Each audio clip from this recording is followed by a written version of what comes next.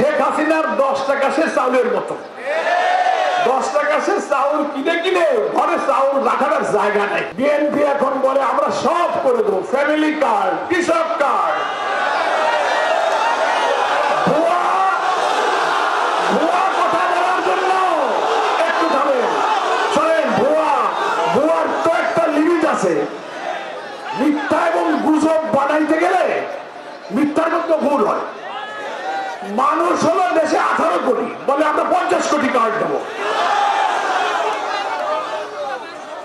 আর মানুষ জানছে, আপনারাই একবার ক্ষমতায় আসার আগে বলেছিলেন বেকার ভাতা দেবেন, কৃষকদের বিনামূল্যে সার দেবেন, অনেক ওয়াদা করেছিলেন, সব ব্যর্থ প্রমাণিত হয়েছে। এ হলো শেখ হাসিনার 10 টাকা সে চাউলের মতো। 10 টাকা সে চাউল কিনে কিনে ঘরে চাউল রাখার জায়গা নেই। জামাত ইসলামীর নেতৃত্ব সংগঠনের মর্যাদা, ইমেজকে ক্ষতিগ্রস্ত করার জন্য ওনারা এখন সাইবার অ্যাটাক শুরু করেছে।